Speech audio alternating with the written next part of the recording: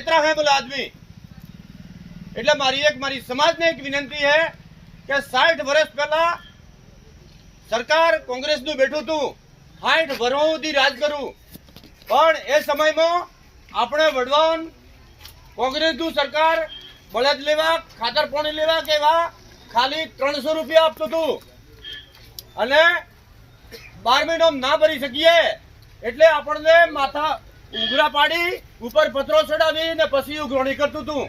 એ કોંગ્રેસનું સરકાર હતું ભાઈઓ અને એના અમે આજે નરેન્દ્ર મોદી સાહેબ વરાહના 100,000 રૂપિયા આપે આપણને ખેતી કરવા માટે ખેડૂત મારું બિયારણ સાથે લે કોઈ ગરીબ હે તો ના લઈ શકે એના માટે આપણે દરેકને ખેડૂત ખાતામાં 100,000 રૂપિયા એ પાછા એક ખાતામાં 10 જણ 10 જણ ખાતેદાર એ તો 10 જણના પૈસા કેટલા થાય તમે વિચારો એક મહિનાના દાયત્રીએ 30,000 રૂપિયા એક જ મહિના હતા ખાલી 10 જણ ખાતામાં હતો આપણે એટલું બધું નહીં ગણવું એક ખેડૂત ખાતેદારનો એક જ ખાતું હે તો એ વર્ષના 100,000 રૂપિયા તો ખરા કે એ વિચારજો જરા સાંભળજો ભાઈઓ એવા 5 વર્ષના ગણીએ તો 30,000 રૂપિયા હતા અને આપણો કોરોના કાળ આવ્યો ત્યારથી મફત અનાજ ખવડાવવું હે આજ આપણે બધા ખાઈએ કે નહીં ખાઈએ ખાતા એ તમે ઉસ્વાદ કરીને મને કહો કે બધા ખાઈએ હે હજી 5 વર્ષ ફ્રી હા હજી 5 વર્ષ આપણને સરકાર આલવાનું હે તો પછી મારી એક વિનંતી હે કે આપણો એવા કોંગ્રેસના સરકારમાં કયા વર્ષમાં જતા કરીને પૈસા આલા એવું કોઈ કહે મનોમાંથી કોઈ આપણે આદિવાસી સમાજ પાસે એવો મુદ્દો નહીં કે આપણો આદિવાસી સમાજને કોંગ્રેસ સરકારે મફત પૈસા લાય એવો કોઈ મુદ્દો નહીં આપણી પાસે ને નરેન્દ્રભાઈ મોદીએ આજે 5 વર્ષની અંદર ગણીએ તો 90,000 રૂપિયાનું તો આપણને ખાલી મફત અનાજ ખવડાવવું છે અને 5 વર્ષના 30,000 રૂપિયા આપણને ખેડૂત ખાતામાં લાવે ખાલી 65 વર્ષનો આપણે હિસાબ કરીએ તો 1,20,000 રૂપિયા આપણી આદિવાસી સમાજને ખાલી 2 વાતોમાં આલા હે તાળી મારો મારી સમાજને વિનંતી હે કે આ હું કોંગ્રેસના સરકારમાં કેદી કોઈ મફત આલુ હોય તો તમે કહો કાળ પડતા 2-3 વર્ષનો કાળ પડો તેથી કોંગ્રેસનું સરકાર હતું આખો દન ઉપર તોપમાં પણ છોકરીઓ ભણાવી અને એની કૂપનો આલતા અને પછી રાતનો જઈને ઘઉં લેતો એ જમાનો જતો રહ્યો અત્યારે નરેન્દ્ર મોદીના રાજમાં કાળ પડે તો મફત અનાજ આજ ખાલી કોરોના આવી ગયો રોગ આવી ગયો સરો બાટલો બંધ થઈ ગયો કોઈ આપણો મજૂરી રાખે એવું નતું તે દિવસ આપણો બાપ થઈ અને નરેન્દ્રભાઈ ભાજપની સરકારે આપણો પર દયા કરીને ઘેર બેઠે અનાજ મોકલ્યો બલાદભાઈ ઓનથી વિશેષ આપણને કેવી મદદ કરી શકે તમે વિચાર કરો પહેલો આવે ખાતર પાણી ના લઈ શકીએ એટલા માટે આપણને પહેલા એડવાન્સ વર્ષના 100,000 રૂપિયા આલા હે આપણી સમાજને આવું કયા સરકારમાં બનેલું હતું હું કોંગ્રેસમાં હતો એ સમયમાં પણ અમે કોંગ્રેસમાં પૂછી નીકળી ગયેલા કે તમે આ શું કરો છો અમારા માટે કોઈ ને કે કાળ પડે તો કે તમે ના ચાલવું છે મરવા નહીં દઈએ એટલે પણ ભાઈ ખાલી એટલા જ ગજાનો છીએ અમાર રોડ જોઈએ પાણી જોઈએ અમાર મકાન જોઈએ અમારે બધી વ્યવસ્થા ના જોઈએ સરકારમાંથી તો એ સમયમાં ઇન્દિરા આવાસ હતું તો રૂપિયા 3,000 થી શરૂ કર્યું હતું 3,000 માં કોઈ દિવસ ખોટું ટાયલા ભાઈ હે આજે એના વખતમાં પછી 10,000 કરા 12,000 કરા આજે નરેન્દ્ર મોદી ના સરકારમાં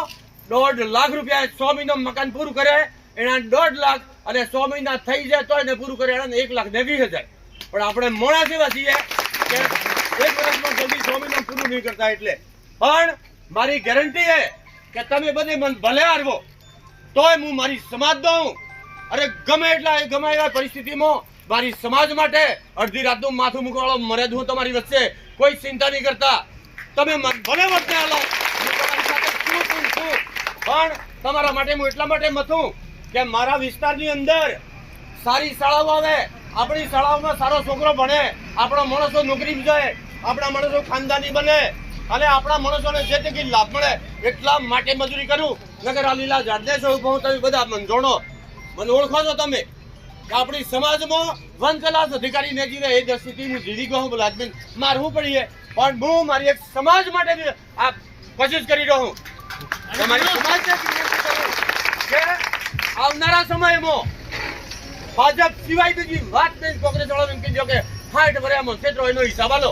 આપણે દરેકે બોલવાનું હોય કે 60 વર્ષ હું ડિસેન્ટ્રી હું આલું, તમે એનો હિસાબ આપો પછી વાત કરો કે હવે નહીં ચાલે. ઘણો વરે અમે ગોળા થા આટલું કોંગ્રેસ પાર્ટીને આપણે બોલવાનું હોય. ભાઈઓ આ તો ખાલી મેં બે જ વાત કહી. આપણે ડિલિવરી પ્રસંગ છે ભાઈઓ બહેનો હો,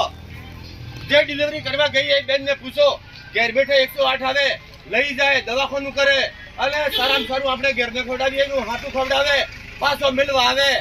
તમે વિચાર તો કરો, આપણે આદિવાસી સમાજમાં આદમી બાઈ આપણું જલસા કરીએ, મજા કરીએ, એની ચિંતા નરેન્દ્ર મોદી કરે. તમે ભાઈઓ વિચાર તો કરો. પણ લાગ આવે તો આપણે ઘેરવાળો હગી ઉઈ ગયેલો હોય, પણ 108 ઘેર આવી જાય તોય ગમે એ ફત કરે તોય તો આપણા ઘેરવાળા કરતા તો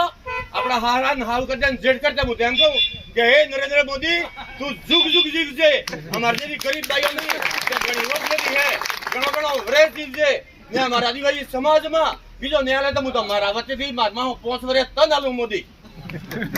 ખરેખર તું 5 વર્ષ જીવજે, પણ અમારી સમાજનું ભલું કરજે એવી મારી વિનંતી છે.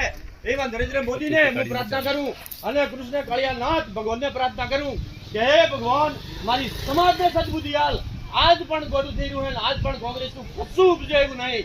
એક કોઈ મકાન આપી શકે ને એક કોઈ દવાખાને ન લઈ શકે, એનું સરકારે જ નહીં, એક જ આપી ન શકે. એની પાછળ મારી પ્રજા ઠીક કરવાની. કોંગ્રેસે આગળના વખતમાં મોણી કરી લે કે હું એ મોણી કોઈ ના ઉતારી શકે તો એનો ધારોમાં નાવરે લાગે, મોણીનો ધારો મૂલો પણ મોણી લગી દે. પણ તમે એકદમ ભાજપની લાઈનમાં આવો, આપણે આખી આદિવાસી સમાજને સુખી થવું છે એટલા માટે મજૂરી કરીએ. દારૂ પી આવું તો ભાજપની સરકારે તો અનેક કામો કરવા હોય. આપણને કોઈ આ ડડક થઈ ગયું હોય તો આમાંથી કોણ હે 10 લાખ રૂપિયા કાઢી દવાખાનું કરાવે એવો ભાઈઓ હે. આપણે એ 10 લાખ એમ કહેવાય. આજે 10 લાખ રૂપિયાનું સરકારે આપણને કાર્ડ આલું હે. ગમે એવી બીમારી થઈ જાય તો એ કાર્ડ ચાલતું હોય હોસ્પિટલમાં જાજો, મફત દવાખાનું થઈ જાય. આવું કોંગ્રેસના સરકારમાં નહોતું. અને કોંગ્રેસના સરકારમાં તો શું હતું કે 2 બાળક થાય 3 બાળક થાય એટલે ગમે એવા મોટી રેપરી પકડીને ખેંચી કરી નાખતા. શું કહા કે ભાઈ આટલું અનાજ કેમ ખવડાવવું, આટલી પ્રજાપતિ જાય તો કેવી રીતે જીવાડવું, આવું હતું.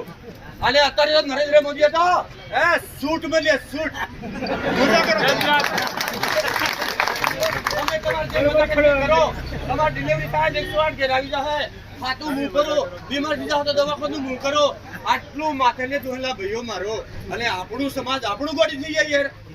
એટલે મારી વિનંતી છે કે આટલા બધા જે આજાવા હો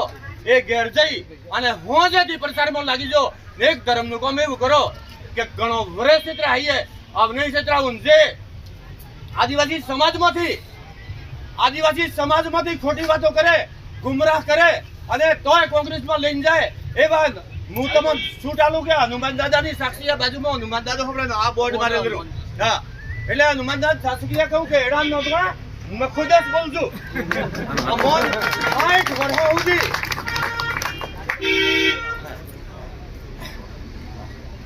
અને આપણો આટલો વરે સુધી શોધ બનાવવા આવીએ કે કોંગ્રેસના કાર્યકર્તાને કહેજો સારું તો નફરત ગવું પણ અમારા સમાજનું શું કા નફરત વાળે કે ગરબી જશો મને આટલું કહેજો. અને મારી વિનંતી આપણે જવાનું હે કોઈ